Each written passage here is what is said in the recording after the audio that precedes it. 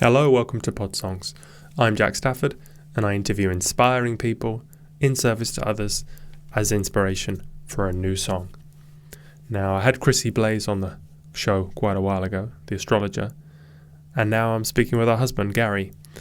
He's also a member of the Aetherius Society, the same spiritual organization that I joined a year and a half ago. He's an expert in many things, including qigong and spiritual healing. So this is a deep conversation with Gary Blaze.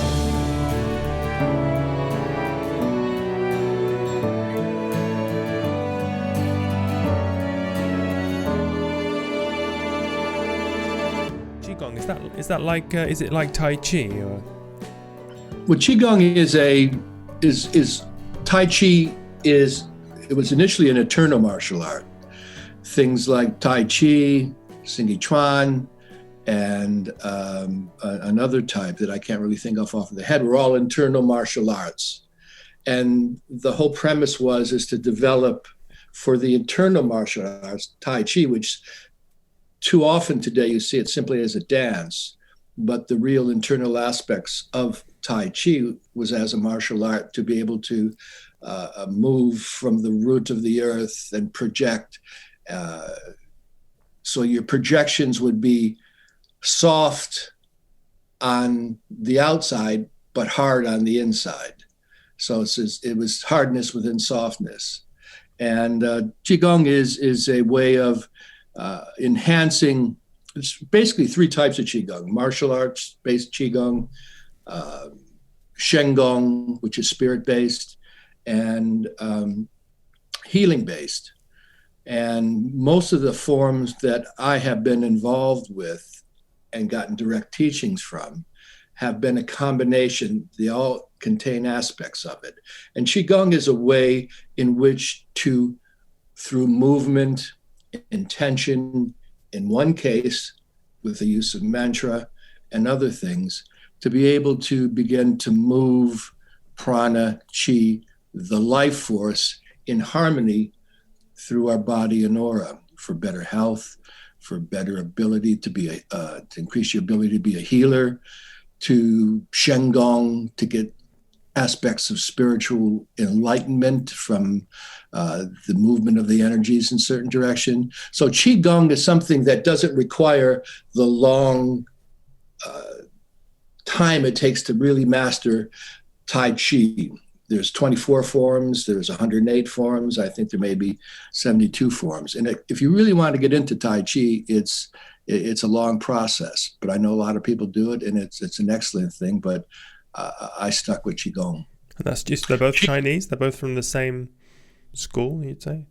Yeah, essentially, there is Buddhist aspects of both the martial arts and Qigong, but primarily, it's the main advocates and teachers have been Chinese. And Qi, of course, meaning life force, life energy. Gong is accomplishment. So Qigong is accomplishment with the use of Qi. Gong Fu is accomplishment with the martial arts sort of aspect. And so do you use it as like a morning routine? I use it differently. There's some basic kinds that I do. And one of my early teachers maybe recognized something about me, and she said that if you want to find water, you dig one deep well. Mm-hmm. In other words, if you want to gain accomplishment in a certain direction, you don't do 20 things at the same time, but try and move in this one direction. And if you do that, you'll find water, oil, or spiritual accomplishment, or accomplishment in the martial arts or Qigong. And so the main kind, I've narrowed it down to sort of three kinds. One is called Praja Akasagaba, which is a Chinese/Buddhist form that when you first learned it, you learned the movements. Then when the master, the teacher, feels comfortable that you've learned the movements, he gave us visualizations to do with the movements. And once he was happy and tuning into us that our visualizations were correct. He added a mantra to say when we're doing the form. Mm. And another kind is called White Tiger. And that has a whole series of practices of qigong, different forms of it in the system. And what sort of makes that very interesting is that we were taught to move with the speed of a sand dune. So in other words, the movements are extraordinarily slow and focused, but relaxed. And it develops a certain different type of energy. The third kind of form is probably the most difficult, but on the other hand, it's easiest. And that's called zhangzhong, or a standing post. Most people look at it and they see the embracing tree posture, mm-hmm. with the hands out front in an arc. But there's over 200 types of the standing qigong, and the whole purpose is that you don't move at all. You just may move through different standing positions, but you have to be able to stand in one spot without moving for 30 minutes, work up to an hour or something. I can't even sit down for that length of time. You stand. And yeah, exactly. I know what you're saying. But the premise with that is that in stillness comes movement. And if you stand still and not moving and relaxed and breathing, and in the space of thought, of no thought, you're not thinking about anything, you don't have expectations, and you're sort of blending in psychically with the environment. And if you can do that for long enough, then fantastic things can happen within. The energy begins to move. You may have some experiences, but it's the most easy and difficult qigong at the same time. What kind of things have you experienced?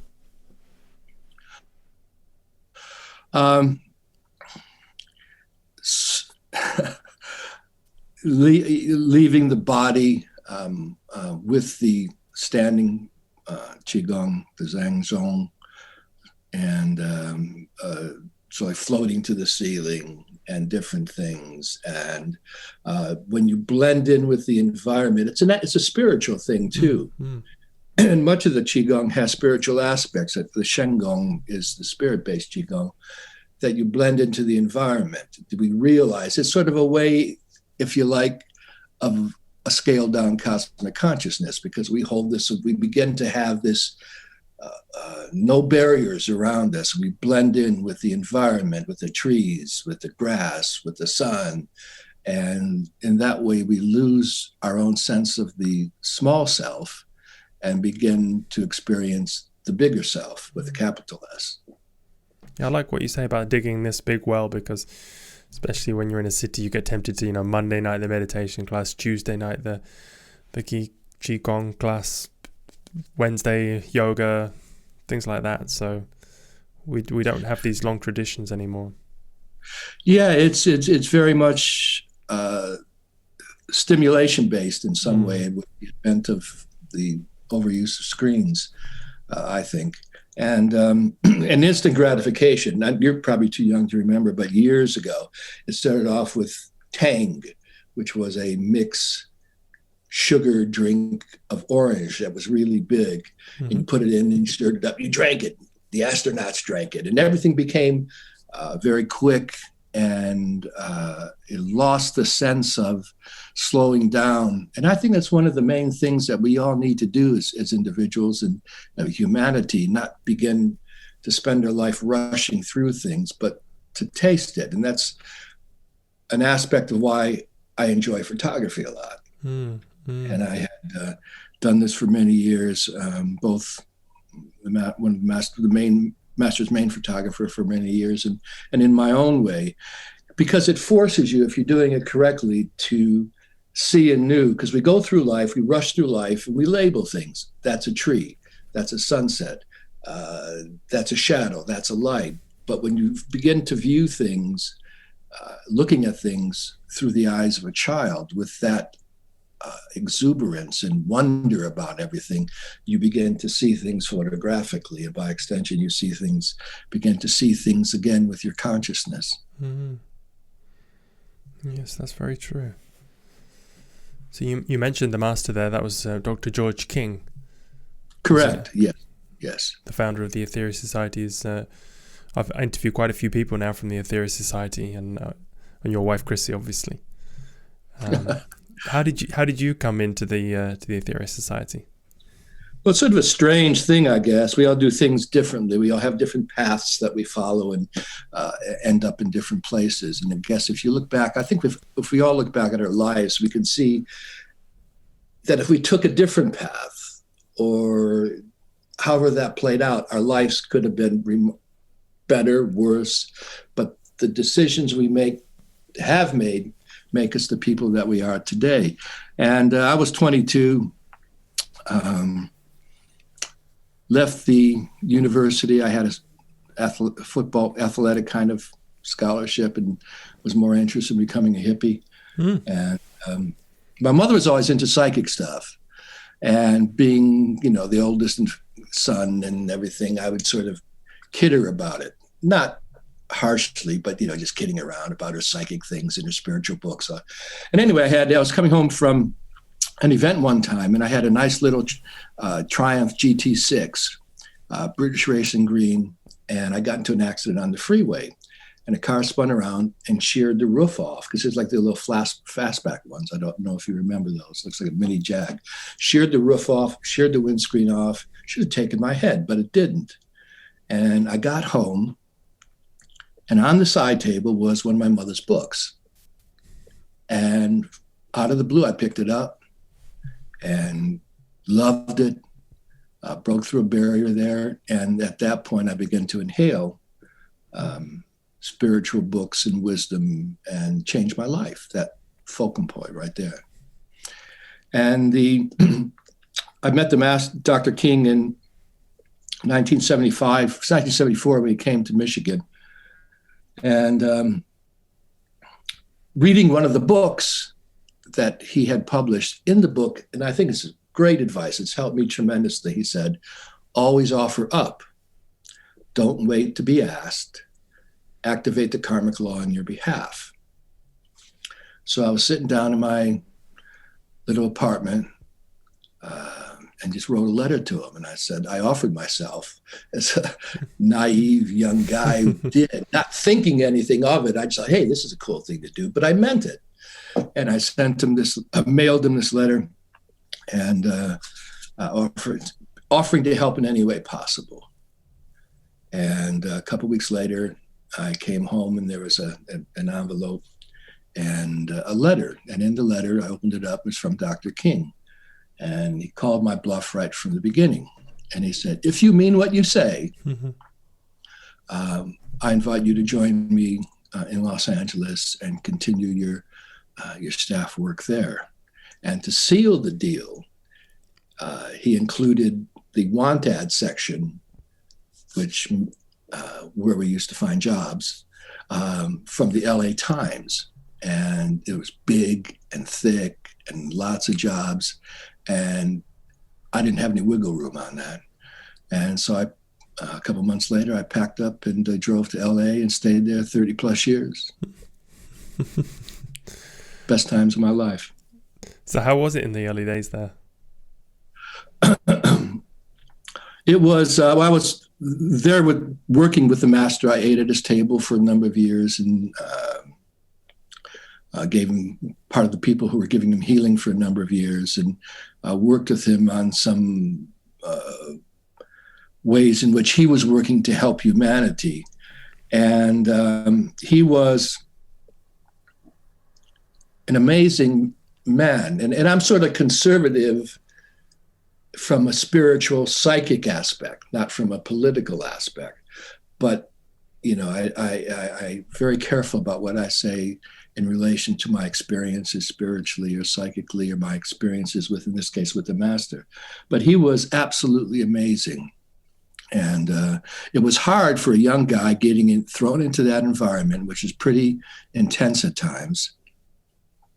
and he demanded a lot out of people simply because he wanted the best for us.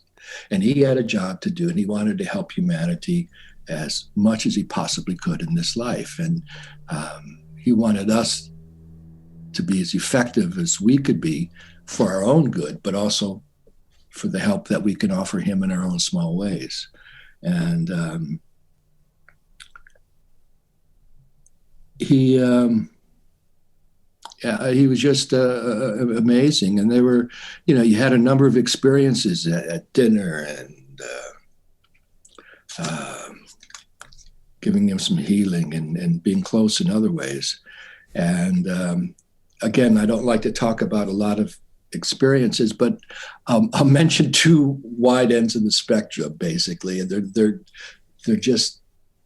not my top, but in some ways, I just refer to them now as that we were at the table, and in the back of the dining room was an old fireplace that was blocked off, and it had the mantle on top, and there were two candles. And he was sitting there at the table, and he looked up and he said, "Gary, those candles are not equal." I thought there shouldn't be a problem. So I got out of my chair, wandered over there, looked at him, adjusted him, sat down, done and dusted. And he looked up and again, "No, that's not correct." Got up again, did the same thing. Looked good to me, sat down. Anyway, that happened a couple times. And finally I twigged it. And it wasn't my perspective that counted, because he saw something there. Only when I walked around the table and stood behind him and then walked back and adjusted the candles did he accept it. And the lesson there is that, move from your head to your heart, the way I took it, and also not to be locked in and be inflexible to other things, other perspectives. It's not in this way, it wasn't what I saw that counted, because I was looking at it from a different perspective than he was at another part of the room.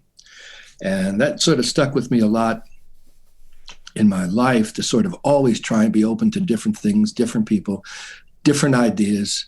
And the second experience, which is completely different, but as I said, and you've probably heard, Dr. King was fairly demanding. Mm-hmm. Love man, but he was demanding. He was a yoga master. He was the real deal.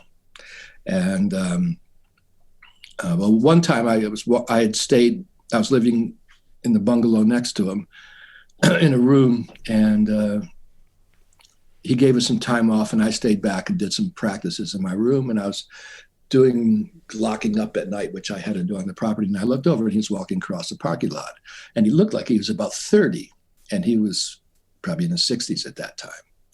And as he was walking across the parking lot, he looked like he was 30. And as he got close, he smiled and then shifted to his real age. And he walked up to me and he eyeballed me and he said, "See what happens when you stay back and do your practices." And another sort of experience, which is completely different and showed a different side to him. I had a woman in my room, which is a very small bedroom. We were going to do some pizza, some wine.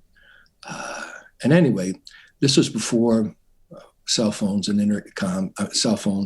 pagers, but there was an intercom system set up from his office to the different buildings, and he called me over. Now, I'd been preparing for this event with this woman, this pizza and wine. I slapped some real cheap cologne all over me. And looking back at it, I thought, how did I stand myself? And why didn't she run and leave? But anyway, so I went over to the master's place, and I walked in, and he recoiled. And he said, "Stay there, boy." And he went to the back room and came out with like a gas mask. And he chased me around the inside of his house a couple times with it, spraying me with, sort of deodorant kind of stuff. And then I went out the door, and he stood there at his back door with his arms folded across his chest, laughing. I said, "Oh, I didn't need you anyway. I knew you had a guest, but I just want to see what was going on." And but that kind of lightness, that aspect that he had, chasing me around a place with his gas mask on, and I didn't think the clone was that bad. But anyway, he was an amazing man. Best times of my life. Yeah, I've read the autobiography, and the biography, and it's very good. Yeah, but you missed the. I think Chrissie was going to write a book about more personal anecdotes. She was thinking about it. Yeah, I don't know if that'll ever happen, but I know that they had people in LA and London had collected personal anecdotes as part of the biography, and I don't know what will actually happen with that. But anyway, it was a good time. Yeah, because these first-person testimonials are what brings it to life now. Yeah, like I said,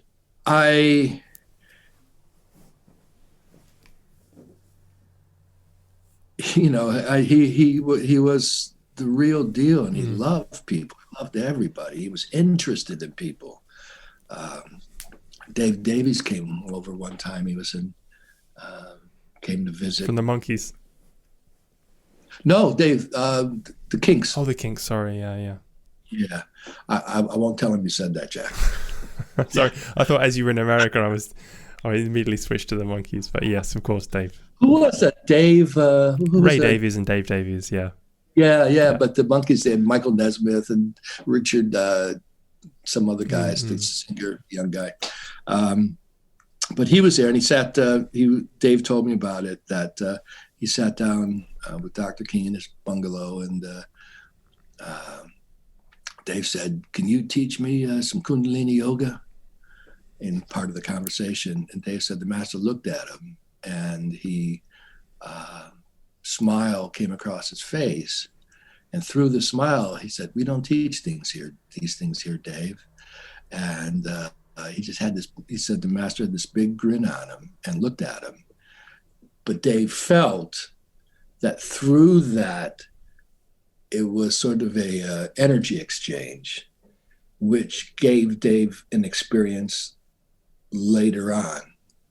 So that was something that David talked about. Because you're not supposed to. I mean, Dr. King did 10 years of very intense practices, and you've done these Kundalini practices and yoga, and not the asanas, but the pranayama and the mantra. But we're not. This is not the age for that kind of exercises, is it? Where it's selfless service. Yeah, it's a. Having said that, I've always been interested in different things. And one time I picked up, when I was living in the third bungalow there next door to the master's place on the property, I had a book on Kundalini yoga, and I thought, I'm going to try this. And I tried this practice, which reversed one of the 5 pranas that normally flow up. It reversed it down. And the one prana that normally flows down, it reversed it up and met at the solar plexus area. And I just fell forward on my bed. The Kundalini moved, but it moved in the wrong direction. And I was shaking, but I could hear and think. And then I remembered in one of the pranayama practices, where you do the sipping breath to cool things down, Sitali, cool things down and to harmonize the system. I did that and it all stopped. But the story about that, I was on my way to drive up to Santa Barbara to drop something off for Dr. King up there. And I got up there and I got out of the car and he walked out. He normally didn't walk out first things when you get there. And he walked out and I just stood there and he slowly walked around me 3 times. Didn't say anything. And he walked around me 3 times and he said, "Don't do that again." And what he did was to put things right and harmonize me. But the thing is, with spiritual practice, which whatever we do, it's a focus. And I think the main thing that, there's so much that you can do. As you talked about the yogas, the mantra, and I love mantra. It's a foundation part of my practice as far as prayer and other things. But I think to maximize anything that we do, we have to have some kind of expression of the benefits of it outside of ourselves. Mm. And to me, that's a major catalyst. Only when we do that, I think, do we get deeper realizations or deeper expressions, that if we lock it up, then it stays there. But once we release it, and our motive becomes obvious, we want to get better, to help, to heal, to uplift. It reminds me of an old magical thing that people, when they entered the temple, they were asked, they knocked on the door and they said, the sergeant at arms said, why do you want to enter here? And the person, if they needed to say honestly, I desire to know in order to serve. And that was the catalyst for them being allowed into the temple to receive teachings so that they can be more effective in their teachings. And the same thing I think we need to do today, so many people do, is consciously take what we've had, what benefits we have, what skills we have, and in some way use them to be more effective in our healing, our expression of love, however else we can help people. And I think it's really said well in Realize Your Inner Potential, the book. Dr. King said, there's only one way to advance and only one way. That is to not only evolve yourself, but also do everything in your power to help others evolve themselves. And to me, that's the great thing, the great lesson about whatever we do with our practices, and how it should be, and which helped over the years, helped to define what I do with my time and my spiritual practice. There's things I do to enhance the chi flow to my hands. There's other things that I do because to help my healing, to impact the prayer, ability to pray. And in Chinese medicine, it's interesting, they say where, and to some, in qigong as well, where mind goes or intention goes, energy follows. They say in medicine, it's energy and blood follow. But where mind and intention go, energy follows. And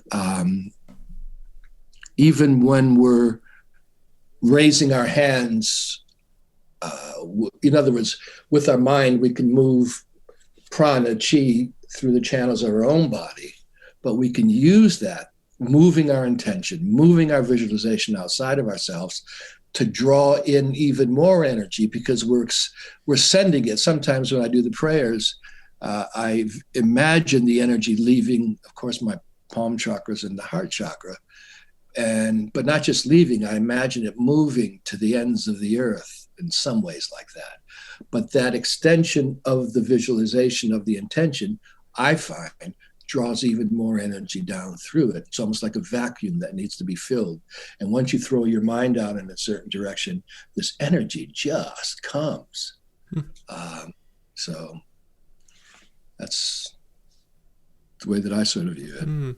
Yeah, you have to put your oxygen mask on before helping others with theirs, no? So I do an hour in the morning. Exactly. I do the exercises from, Realize Your Inner Potential and contact your higher self through yoga. And so, but it just means that you shouldn't spend all day. There are two Buddhas, the one who stays in meditating or in the monastery for their whole life, and the other one who goes in service. And that's the way to go, isn't it? No, I'm a big believer in doing whatever sequence of practices people feel aligned with, doing them. And, because you get better at it. You get better at life. You get better of your ability to communicate with people. I have a feeling, my own philosophy is that I aspire, not very good at it yet, but I aspire to, that wherever I go, I hold an awareness and I try and make, send healing to people as I walk wherever I need it. As I meet people, I try and leave that encounter helpful in some ways, positive, healing, uplifting. Or even a Quaker once told me is that when he goes into a room or meets people, he wants that time. He wants to be able to make that better. And I think that's an important thing for us to do, which we can do without any practice, but just holding an awareness of living, leaving a trail of love, leaving a trail of healing. There's countless opportunities every day just to uplift people, the way we communicate, the way we make connections. And these little things, I think, are important because they turn into big things. Yeah, well, yeah, that's very true. Yeah, and the healing. You've had good experiences with healing when you've given healing over the years? Yeah, I had some real good ones. Is there one you can share? Or?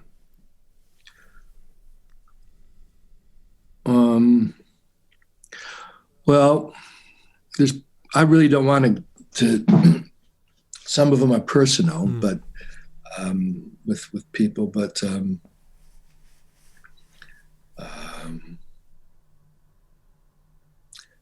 again, this isn't a real good example, but I think that the only reason I'm bringing it up, and it's nothing extraordinary by any means, but I think there's something in there that people might find some benefit of, is that, again, when I was in LA, early getting there, a couple of the young guys went out, we got some time off, went out to a dance club. We stayed Saturday night, we stayed a little bit too late. I got back, went to the Sunday service the next morning, and one of the members asked me to give healing to her mother. And at that point in time, if I'm honest, all I wanted to do was just go back to my room. Because she had a broken leg and some issues with her leg. And I'm thinking, I can do some healing, but the energy is going to go about 2 inches and drop to the floor. But I did it anyway. And she went to the doctor. Their mother went to the doctor the next day, and her leg was completely healed. And it was amazing. It was in real bad shape, shattered in the whole business. And that sort of illustrated something that you never know when you can help someone. And the thing is to always try. And I think Brian Keneep said the same thing. He had like almost identical story about the energy dropping a few feet from his hands, but he still gave it, and then the bone was healed of this lady. I think it was in the arm or something. Yeah. Maybe it's my story. Anyway, no. So how does that work with the healing? How does that, on a mechanical level, how does it work?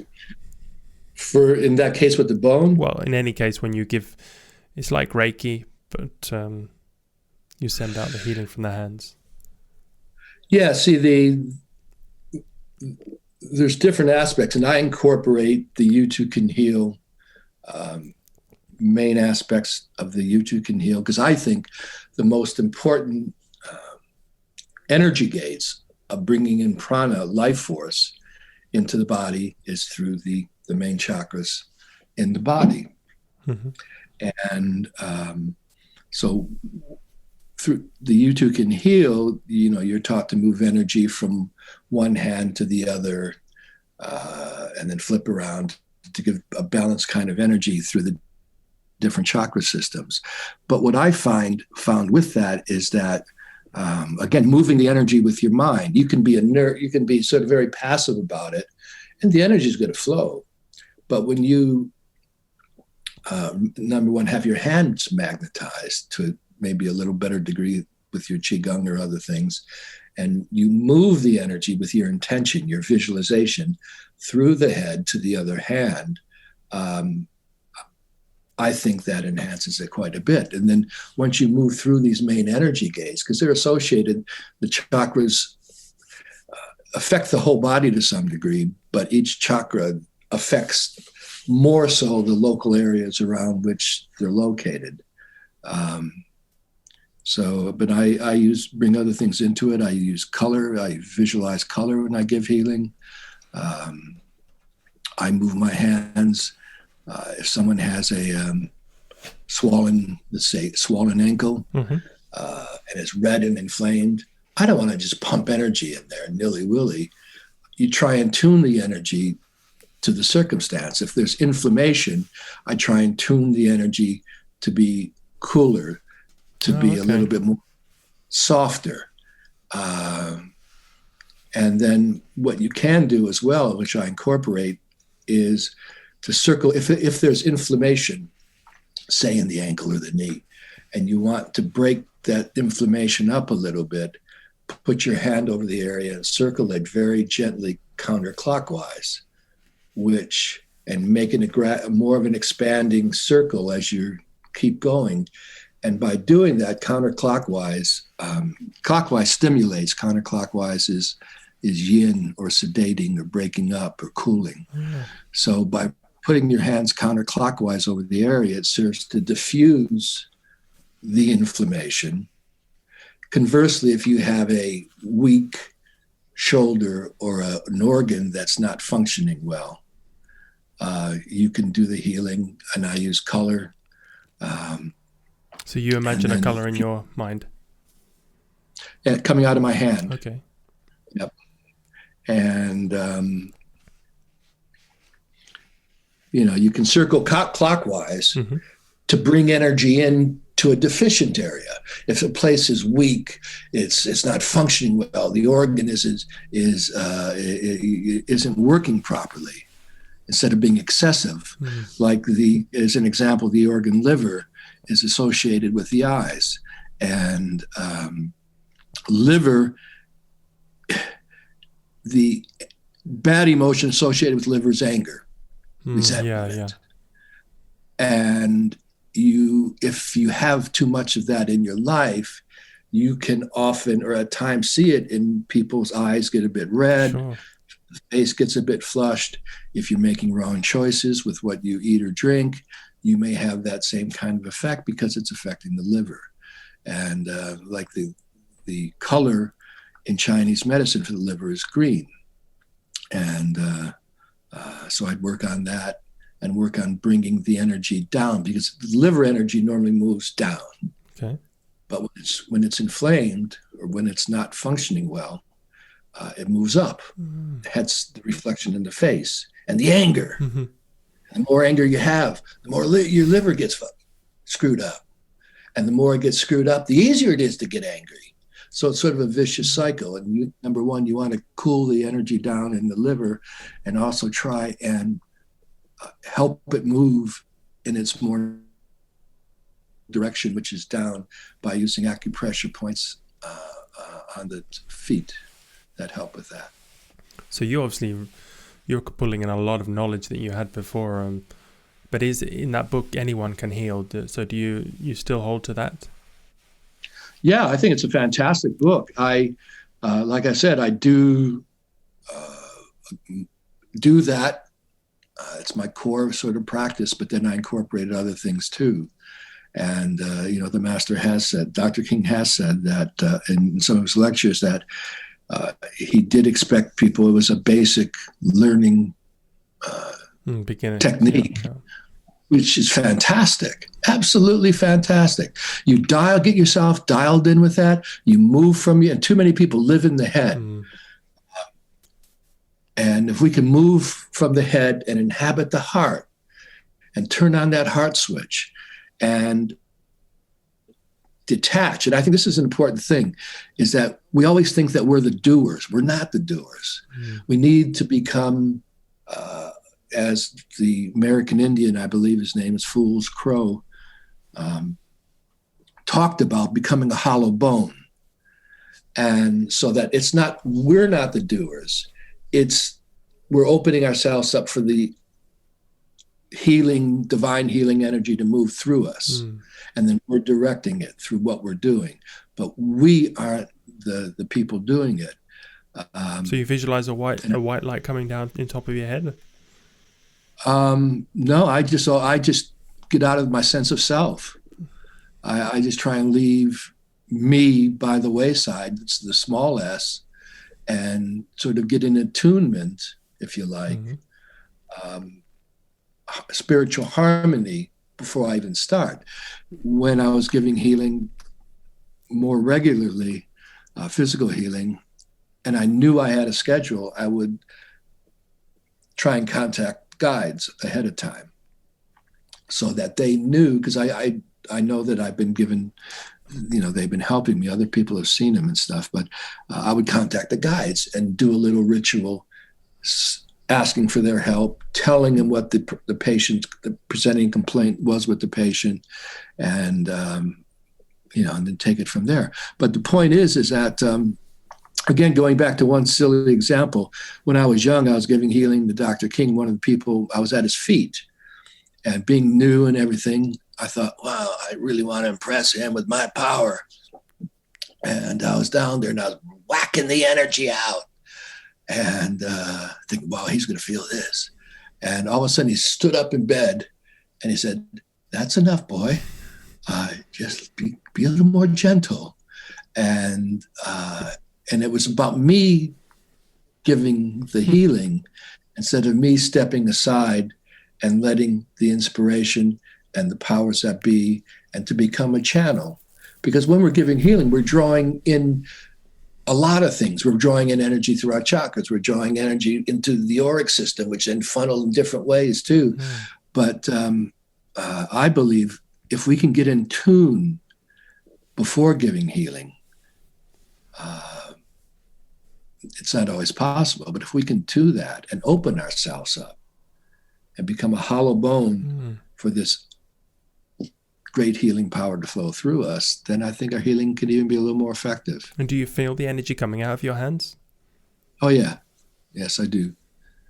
Yeah. Always have, ironically. It's sort of a strange thing. Because there's a test where you can hold your hand up to a mirror and see how far back you go, and you feel it coming back at you. Because it impinges the flow of prana at the elbow joint. In Chinese medicine, the joints are some of the greatest impingements of the flow of energy. And you bring your hand back like that, you're closing the circuit because your elbow, the energy is building up around your elbow joint, not coming out of your hands. And then when you release it, the energy can flow out. It's almost like if you have a garden hose. And, we used to do when we were young, you got garden hose and you kink the hose. And the water sort of almost stops, and you release it, and bam, there it comes. So should we, when we pray, should we put our hands out like that, or hands? I put mine closer to the body, so there is a real kink. Yeah, I do too. I put mine. The important thing is I think this is what I've learned. The thing is to drop your shoulders, because you don't want to. Any tension inhibits the flow of prana. Okay. So you want to drop your shoulders. You don't want your shoulders up, but your hands still can be shoulder height, pointing forward, and without any tension or minimal tension. And I think that's a big thing. So what are one of the exercises perhaps in qigong that to help this prana flow? Well, there's not one. There's something called cloud hands. Well, qigong number one always teaches to drop your shoulders. Oh, okay. And because most American, or at least American, the whole military thing, your shoulder, and your shoulders pulled back, and which is a great impingement to life force. But there's a number of qigong movements. One which is really easy to do is called lifting heavens, or different words like that, where you stand shoulder width apart, feet facing forward, connecting with rooting to the earth. And you sit there for a couple minutes, and then you put your hands in front of your, say, solar plexus area, palms down, elbows out.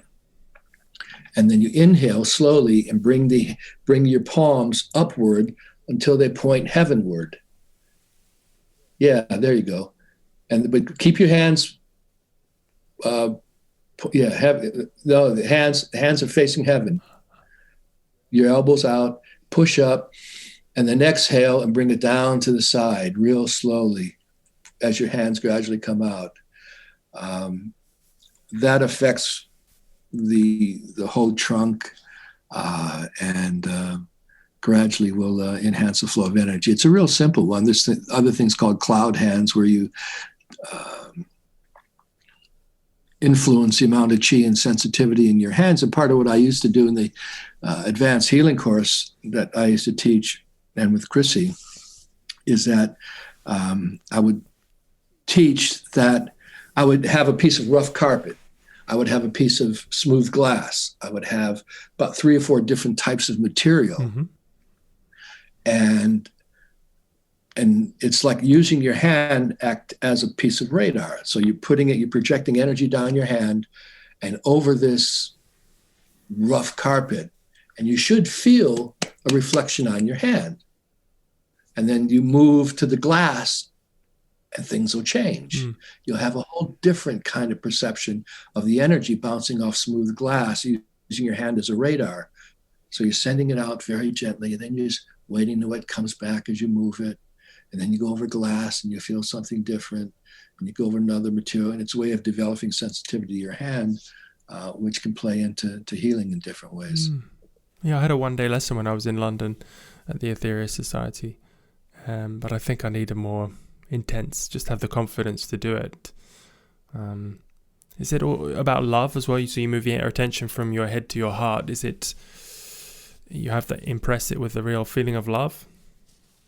Yeah, I think we condition energy, and I think this is an important thing that we need to realize 24/7, is that there's prana moving through us all the time, right? Yeah, we are prana, yeah. And if you like, and I don't like to go this far, but karmically we're responsible for how we use it. Right. How we translate it or transmute it or how we use it. But if you imagine the energy flowing through us is white paint, as it comes through us, we impregnate it, we change it, we condition it by our thoughts, our emotions at the time. And then it leaves us differently than what it came in. And it impacts the environment. Every second, every moment. Every moment. And what I used to do in the class is hold up what looked like could be a cup of water or a mug. They thought there was water in there. And I got really angry holding this water, this cup with water in it. And then I'd go up to someone in the class and say, would you like some?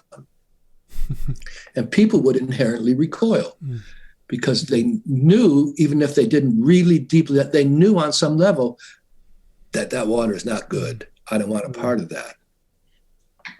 And the same token, by what we condition when we're giving healing, we can't be thinking about the soccer match or the shopping or whatever I'm doing later, whatever bothers me, is we got to be dialed in. We got to be, again, step aside, but we got to open our heart so that our love, our desire has to be paramount. What we want to do, we have to become bigger than what we are spiritually, I believe. Step aside. And then open your heart. And as the energy you're giving the healing, let that love condition the energy in a very powerful way, more so than if the mind was just blank or thinking about other things. So it's like we almost have to make way for the healer to come through. Exactly. Yeah. Even though, we're an integral part of it, but we're just part of the process. Harry Edwards, the English healer? Yeah, a very famous healer, yeah. Yeah, Chrissie and I, when we were in England one time, we went to his place where he gave healing into a sanctuary in the building. I forget where it was. And I was out looking at books in the bookstall as usual. Chrissie came running and she says, come here. And we went down the hall, and it was his place where he had given probably hundreds of contact healing in the sanctuary. And it had pictures of the 2 guides that worked through him on the wall. But you walked into that place and it was like heaven. It was beautiful because everything that he did impregnated the walls, impregnated the carpet, impregnated the chairs, impregnated the ambiance. And you walked in there, and quite honestly, I couldn't stay too long because I felt like an intruder. It was so beautiful. And, compared to that, when in Los Angeles, I worked in the entertainment industry for a number of years, and we would go on locations which weren't sometimes the best places, old jails or psychiatric hospitals that had been closed, and you'd walk into there, and what was impregnated in that ambiance was something completely different. Everywhere we go has its own ambiance, has its own energy. And that's why I think it's so important for us to be like a healing machine on wheels, or 2 feet, or a love machine on 2 feet, or an enhancement machine, or wherever we go, try and be cognizant of what we're doing at the time with the people, with the energy. Is that true that if you leave a trace of love? Pardon me? Is that true that if you do enough like pranayama, that people inevitably draw on it it equalizes? If you have a lot, anyone around you who's in need it'll subconsciously be dragged out of you. Is that right? To some degree.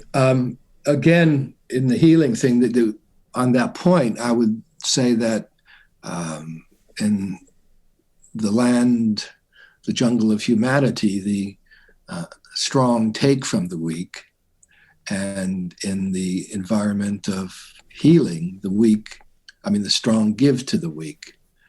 And so we can do that everywhere we go. We have energy exchanges to one degree or another. That's why some of the violet flame and other things come into play, so that we can not carry some of the stuff which may not be too beneficial around with us all the time. Or we do a mantra practice. It makes our aura spin to throw off the day's dirt. Yeah. I use mantra every day. I love that. It's my favorite practice. Mantra, prayer, pranayama, other things. Okay. So, well, that's great. I'm thinking for this song that I'm going to focus on this healing, because I think that's it's something I've studied, but I haven't really been able to do confidently. But hearing from someone like yourself who has had success. You've heard this probably lots of times, the old Lao Tse quote, the journey of 1,000 miles begins with a single step. And if we never take that step, there has to be at some point where faith will take us until we find realization. And there's another thing with healing or anything else. You got to remember, we're giving healing to people who have very sometimes complicated karmic patterns. And I could be a little bit way tired and give healing to someone, and it had an instant result. And other times feeling dynamically tuned in and, the realms of heaven floating around. And the results weren't, that spectacular all the time. But the thing is that, I always say with spiritual practice, when we teach in the things, is that I view it as a graph. And it takes a while to sow the seeds, to plant our intentions, to do the groundwork. And after a point, and most people will stop or scale back because they don't get the experiences or the results they think that they should have had or are looking for.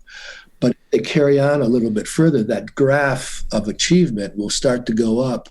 And then at one point, it'll go up dramatically. And all the time we spent before then will pay huge dividends then. Yeah, I heard. So never doubt yourself. I heard Dr. King say every disease can be healed, just not every person. Yeah. Yeah. There was, I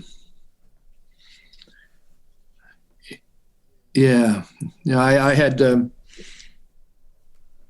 no, it is true. Yep, absolutely. Without a doubt. And the thing is that,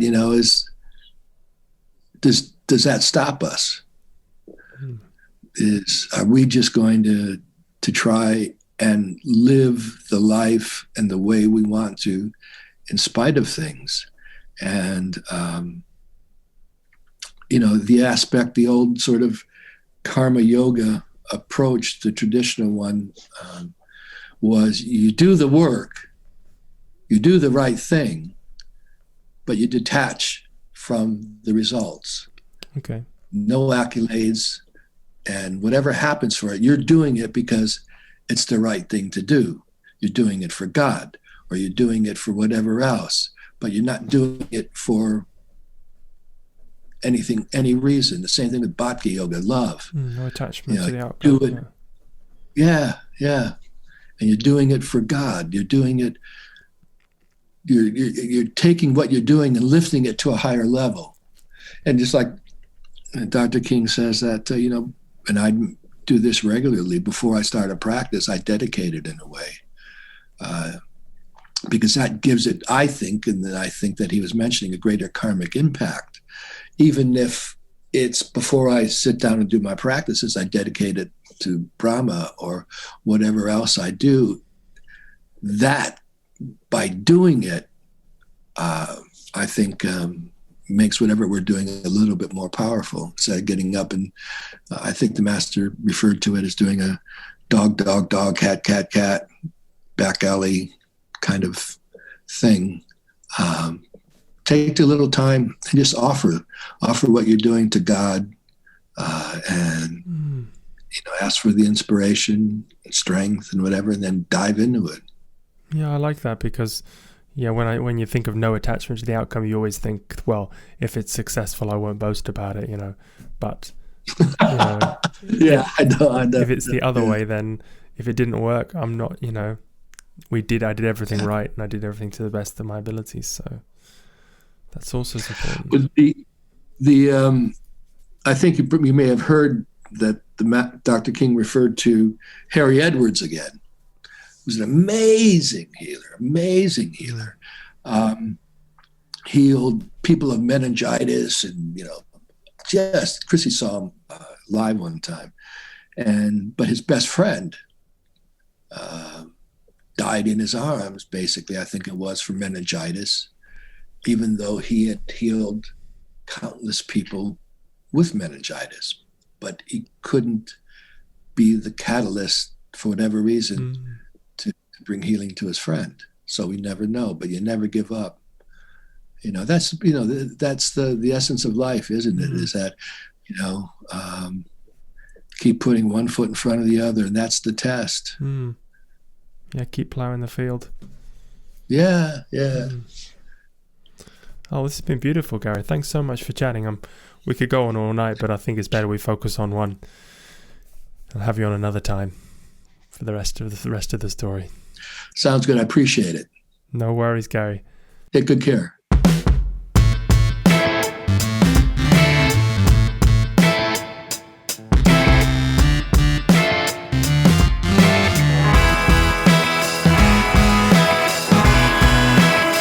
Step aside for the healer, coming through, higher energy flowing through you, sending out the light, pushing out the love, falling from above.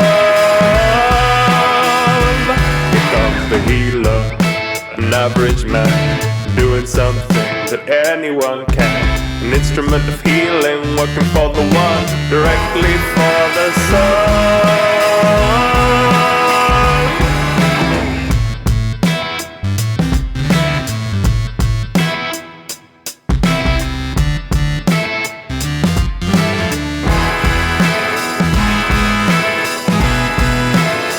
Give it up for the healer, flowing through you, visualizing with a mind and a mudra, pulling down prana, the transfer of, sending it with love. Stand back for the healer, let the power come through, realizing it's something you can do. Cometh the hour, cometh the man, the change has begun.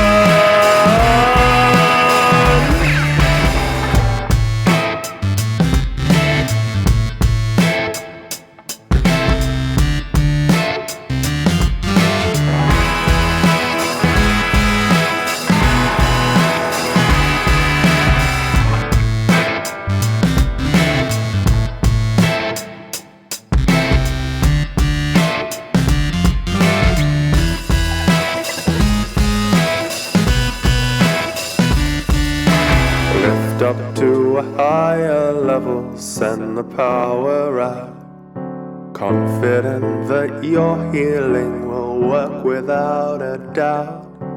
Harnessing invisible forces, extrasensory. Visualize it going out as far as you can see. It's not imaginary. Step aside for the healer. It's coming through. Higher energy flowing through you. Sending out the light, pushing out the light. Sent down from above. Here comes the healer. An average man doing something that anyone can. An instrument of healing, working for the one, pulling from the sun.